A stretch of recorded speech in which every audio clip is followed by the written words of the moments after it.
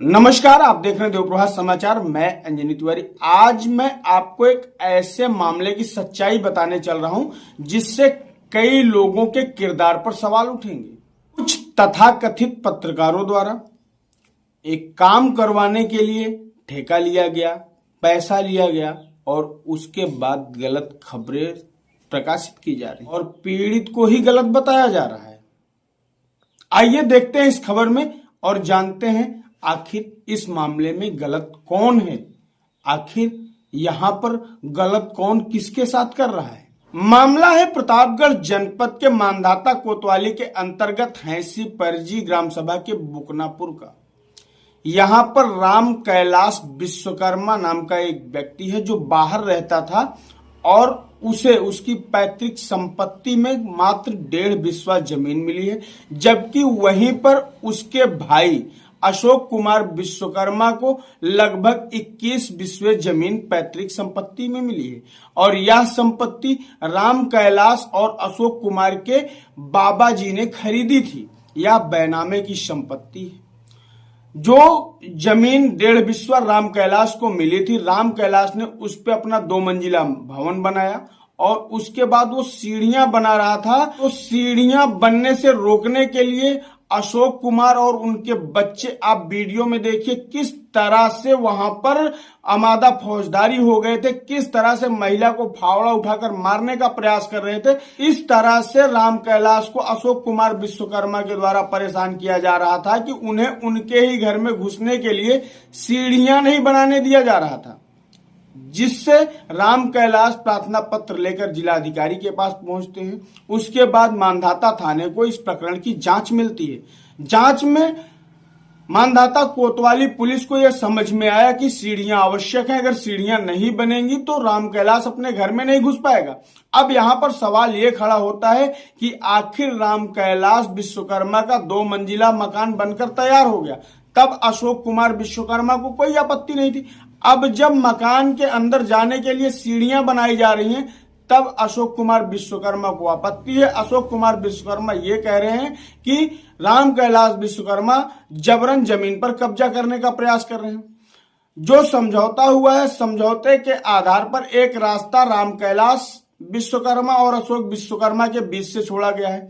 इस रास्ते को आप देखेंगे तो इस राम कैलाश के मकान के आगे एक मकान और बना है, जो कि जितना वो मकान आगे बढ़कर बना है उतना ही सीढ़ियां आगे बढ़ी हैं। तो यहां पर राम कैलाश गलत कैसे हो गए। दूसरी बात, आप ये मकान देखिए, ये मकान है अशोक कुमार विश्वकर्मा का, जो लगभग देखने में ऐसा लग रहा है कि 2 बिस्वे में मकान ही बना है। उसके बाद मकान के आगे खाली भूमि जो दिखाई दे रही है वो 4 से 5 बिस्वा नजर आ रही है। तो ऐसी दशा में अशोक कुमार विश्वकर्मा के साथ अन्याय कहां हो रहा है। लेकिन कुछ तथाकथित पत्रकार जो चाहते हैं कि राम कैलाश विश्वकर्मा के सामने अशोक कुमार विश्वकर्मा अपनी दीवार बनाकर उनका रास्ता बाधित कर दें, उनके द्वार को ही खत्म कर दें। और से यह पता चल रहा है इसके लिए मोटी रकम उन तथाकथित पत्रकारों ने ली है, जिन्होंने फर्जी खबर को चलाना शुरू कर दिया कि राम कैलाश विश्वकर्मा दबंग किस्म के व्यक्ति हैं, अशोक कुमार के साथ अन्याय हो रहा है। आखिर आप इस वीडियो में देखिए, अन्याय किसके साथ हो रहा है। क्या पैतृक संपत्ति में राम कैलाश विश्वकर्मा को कोई अधिकार नहीं है? क्या पैतृक संपत्ति जो इस वक्त अशोक कुमार विश्वकर्मा को 21 बिस्वे मिली है, उसमें राम कैलाश का कोई उत्तराधिकार नहीं है? राम कैलाश को कुछ नहीं चाहिए? क्या राम कैलाश को जो 1.5 बिस्वा जमीन मिली है उस पर राम कैलाश ने अपने रहने के लिए भवन बना के गलत कर लिया है? ये सारे सवाल हैं। पहले तो हम आपको सुनवाते हैं अशोक कुमार विश्वकर्मा के लड़के का ये बयान, जिसमें वो मानधाता पुलिस पर आरोप लगा रहा है। और हमारे पापा का 1/2 का बंटवारा हुआ था, जो कि हमारी दीवार बनी थी। दीवार बनने के बाद हम लोग अपने में कोई इसमें जो है निर्माण नहीं कर पा रहे हैं। यशो साहब जो है, कृष्ण राय जो आए थे एसआई, वो बोले कि आप रास्ता छोड़ के आप चाहे जो निर्माण करो। हम लोग वो पिलर गाड़े थे और उसके बाद राम कैलाश के द्वारा गए वहां पे थाने में। राम कैलाश गए थाने में, वहां पैसा दिए। उसके बाद हम हमारे पापा को वहां बैठा लिए। यहाँ आके दोनों जो है अशोक कुमार और गीता देवी हमारा यहाँ पूरा पिलर जो है उखाड़ के फेंक दिए। हमारी दीवार बनी हुई है, उसमें जबरन एसओ साहब मिलके पैसा लेके इसमें सीढ़ी बनवा दिए। और जो हम लोग 2 बार जाके जो है एप्लीकेशन दिए, हमारे लोग को कोई सुनवाई नहीं हो रही। अब हम आपको सुनवाते हैं राम कैलाश का बयान। राम कैलाश आखिर इस प्रकरण में क्या कह रहा है। मेरा 2 भाई का बंटवारा अभी 1/2 का नहीं हुआ है। मैं आबादी में घर, हमको जगह मिली, दिए बोले आबादी में घर बना लो। हमने साहब घर बना लिया। उसके बाद में वो उनका घर जो है पूरब पश्चिम बना हुआ है, उनका निकास पूरब की तरफ है। हमारा घर जो है उत्तर दक्षिण है। तो हमारे घर के सामने की मात्र ज़मीन 32 फुट है। वो 32 फुट हमारे बड़े भाई कब्जा कर रहे हैं, जबकि उनका मकान 50 बाई 100 फुट में है।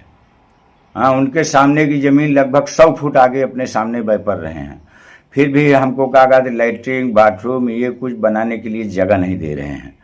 और दूसरी चीज़ ये है कि वो गलत तरीके से मीडिया को बुला रहे हैं, इसको बुला रहे हैं, उसको बुला रहे हैं। मेरे बारे में, मैं सामाजिक आदमी, गलत अफवाह फैला रहे हैं। हमारे हिस्से की ज़मीन जो है सर, अभी पैतृक बंटवारा मेरा नहीं हुआ है, जबकि मेरा घर और सामने की ज़मीन 32 फुट ले करके वो मात्र 1.5 बिस्सा है, और उनकी ज़मीन लगभग 2 बिस्सा में घर बना हुआ है। फिर भी खेत बाड़ी वगैरह सब जो है अपने जोते हुए हैं। लगभग 21 बिस्सा उन कब्जा किए हैं। फिर भी अब आप देखेंगे कि ये जो पिलर राम कैलाश विश्वकर्मा के मकान के सामने सीढ़ी के पास गाड़े जा रहे थे, वो पिलर वहां जमीन में खोद के नहीं बनाए गए। वो पिलर पहले से ढाले हुए थे। उन पिलर को जल्दबाजी में वहां खड़ा करके सिर्फ कब्जा करने की नीयत थी। और जो वहां पर पंचायत करने लोग गए थे ग्राम सभा के, वो ही राम कैलाश को ही गलत बता रहे हैं। क्या उन लोगों को ये नहीं लगता कि राम कैलाश अपने मकान में जाएगा कैसे? अगर वो सीढ़ियां नहीं बनाएगा तो 3 फीट 3.5 फीट ऊपर राम कैलाश चढ़ेगा कैसे अपने मकान में?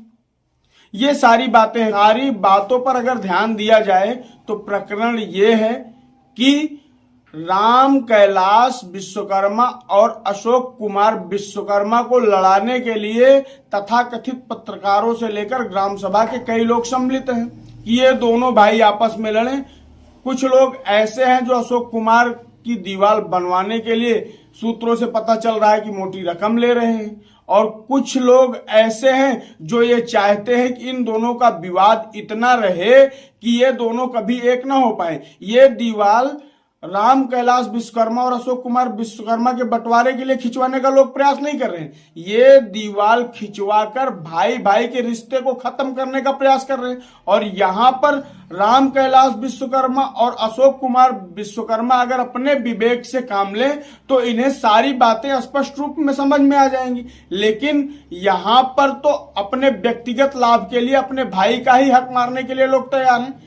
ऐसी घटनाएं एक नहीं समाज में ना जाने कितनी होती हैं, लेकिन ऐसी घटनाओं पर स्वयं वो ध्यान नहीं दे पाते जो पीड़ित होते हैं। और उसका खामियाजा ये निकलता है कि इस तरह के तथाकथित लोग विवाद का अच्छा लाभ लेते हैं और उस विवाद को आगे बढ़ाकर कमाई भी करते हैं, और परिवार आपस में लड़ता है और परेशान भी होता है।